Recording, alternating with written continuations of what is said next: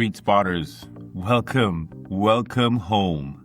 You're back home here at the Sweet Spot. We love seeing you walk through the door every Thursday morning, every Thursday afternoon, and every Thursday evening. We are delighted that you're joining us. It's Trust Yourself Thursday here in the Sweet Spot. I'm Dr. Derek Sweet. I'm your teammate. Yes, I'm a board-certified psychiatrist. Yes, I work in sports and high performance, but more than that, I'm your teammate. I'm your teammate in the game of life.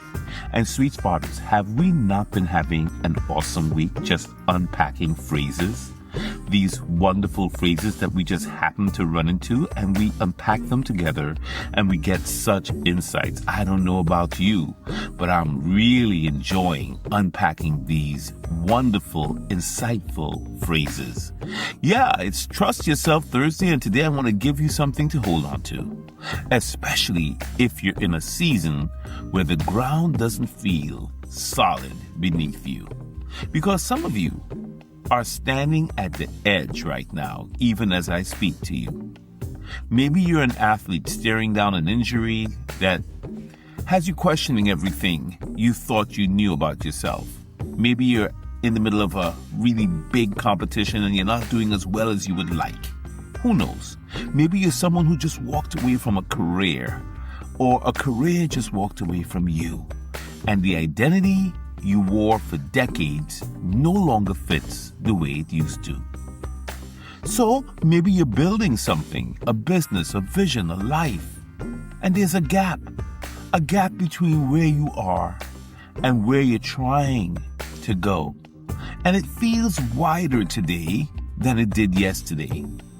Some of us are grieving. We're grieving a person, a relationship. Maybe it's a version of yourself that no longer exists. Something that we lost. And the weight of that loss is making it hard to imagine who you're supposed to be on the other side of it. Who do we become now?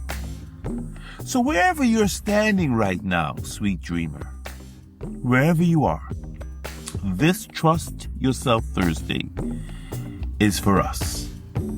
This is for us. This is for you and me. What is the phrase we're going to look to today?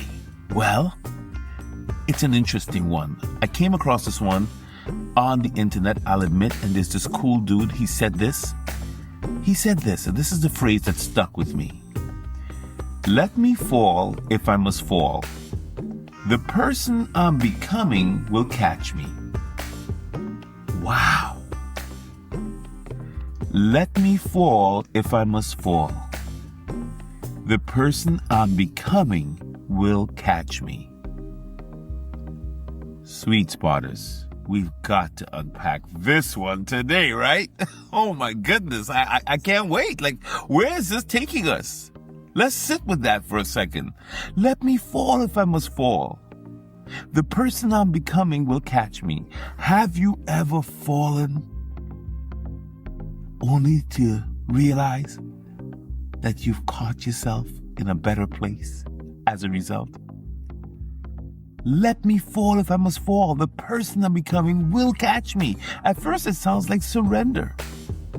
But stick with me, Sweet Spotter, because this is actually one of the most sophisticated acts of self-trust a human being can perform. I guarantee you. Let's start with the fall, because we have to go there first. The fall looks different for every person listening to me right now. Every one of us has fallen in our own way, and it's different for each of us. For an athlete, it could be the moment the body says stop, when the mind is screaming go. Have you been there? It's the surgery, the bench, the season that was lost, the question mark hanging over everything you have worked for. The fall isn't always physical. Sometimes it's the identity beneath the performance. Who am I if I'm not playing? Who am I if I'm not in the game? Who am I if they're not using me? Who am I if I'm not getting phone calls, return texts. Who am I if I have to be alone? Who am I, right? Yeah, for somebody in transition, or the executive who stepped down, the retiree who suddenly has more time than purpose, the professional who is pivoted and now is trying to figure out what's going on. What am I going to do next? Have you ever been there? The fall is the silence where the title and the function used to be. The business card that no longer exists.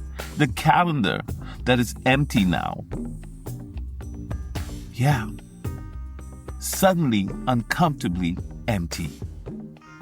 For the builder, the entrepreneur, the dreamer, the person betting on themselves, the fall is usually something like uncertainty. You know, sometimes you have an investment that you've been putting a lot into and it just hasn't paid off yet. Have you ever had that experience of like pouring yourself into something and it's just not returning it, you know? That's a good one to think about on Trust Yourself Thursday. Yeah. Sometimes you have a vision for yourself that only you can see. And it's kind of lonely because you're going and you're going and you're rowing and you're rowing your boat, and boy, it feels like such a long journey. The loneliness of being further along in your mind than your results are showing.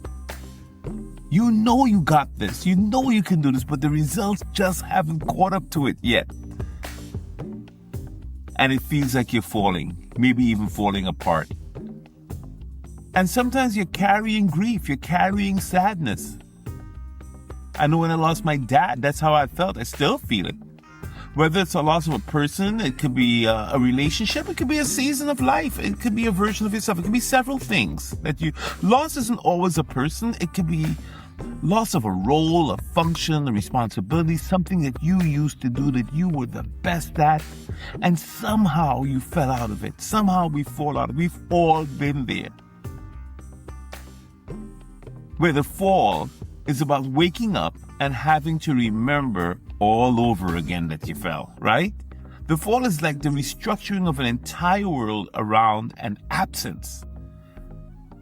We've all had different falls, but they seem to all have the same edge. So this saying on Trust Yourself Thursday that I came across that I wanted to share with you is waiting for us at the bottom of every fall.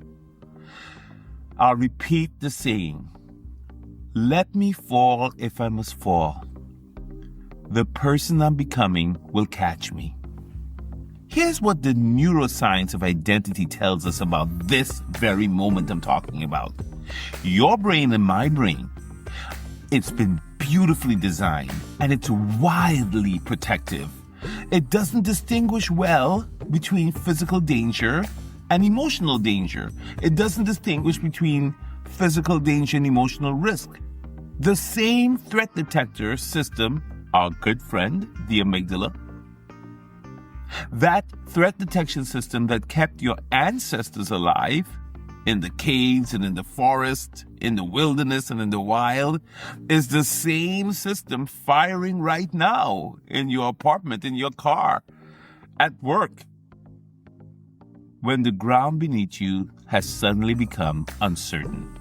And you know, sometimes that's what we're dealing with on a day-to-day basis, is the level of uncertainty. Your amygdala and mine reads unknown as unsafe. And so what do we do when we feel unsafe? We grip on, we hold on tighter, we resist. We try to hold on to the old version of ourselves, to what we know works, what made sense. Yeah, because sometimes it's better to be around what you know than what you don't know. That's where the brain works. Yeah. But here's what the research shows. Your identity and my identity can only change if we take action. We cannot let fear paralyze us. We must act. And it's through the willingness to move through the fall rather than navigate around it or try to avoid it that we will get to the other side. Every time you do something, sweet spotter, the old version of you wouldn't have done. Every time you show up in the uncertainty, instead of running from it, retreating from it, and hiding from it, every time you do that, every time you square your shoulders, you take a deep breath, and you just look at it, you're laying down something called new neural architecture. They call it neuroplasticity. Your brain has the capacity to lay down new pathways for you. A new map begins to form about who you are. And you discover, if you're an athlete, that you're more than the sport you're playing. And if you're retired, you find that you've got a bigger playing field than you actually thought. And if you're a builder, you realize that the struggle is not a detour. Not at all. It's a new vision taking shape. And if we are grieving, we find that God's grace is sufficient. We slowly, painfully, and beautifully begin to find that our loved one or what we lost is still there, and that we're still capable of becoming, even in the aftermath of such a grave loss, right? You don't think your way into becoming, you move, sweet spotter. You've got to get up. You got to take action, and you've got to move your way into becoming. I'll say it again. Let me fall if I must fall. Don't try to take away all my pain. Don't try to over-counsel me. Don't try to tell me it's all going to be okay. Let me fall if I must fall. The person I'm becoming will catch me. Now, this isn't blind faith. This is the most evidence-based thing I think you can do today. The person you're becoming is built in real time. Through every hard moment you move through, every time you get up, you make breakfast, you take a shower, you get out there, you roll your sleeves up, you take a deep breath. Yeah. Every old identity you release, every old version of yourself you're willing to let soften so that something else can take place, you're on the journey. And it's not a fantasy. You're under construction. We're under construction. Yeah. There's a line from a poet, Rumi, that I read. And I want to bring it in here because it speaks directly to this moment. Be melting snow. Wash yourself of yourself. I love it, right? Be melting snow. Just wash yourself of yourself. And what he's pointing to is this, sweet spotter. Sometimes becoming requires releasing the old version. Not abandoning it, not dismissing it, honoring it, and then letting it give way to what's emerging. Yeah. Absolutely. When you're an athlete, you can honor your competitor and you can discover the leader in you. You're retired, you can honor the career and discover your wisdom. You're a builder, you can honor the struggle and discover the resilience that was always there in you. Oh yeah, you're grieving. The grieving soul honors the love, and slowly, on their own timeline, on our own timeline, discover that love did not leave. It changed form. So the fall, and to fall isn't failure. The fall is the melting. And what comes after the melting is not loss. No. What comes after the melting, sweet spotter, is a truer shape. Yeah. Absolutely. Absolutely. Let me fall if I must fall. I trust me. I trust God. The person I'm becoming will catch me. Yeah, it's Trust Yourself Thursday. We got a little heavy. But I love it. Sometimes we have to do this work. We have to do this work, and we have to trust it. If we're in a free fall right now, we're not going to hit the ground. There's another saying. I don't want to get into too many sayings because we have a good one today, but look, a bird on a branch doesn't trust the branch. You know what it trusts? Its wings. Absolutely. Because the branch can break, but we can still fly.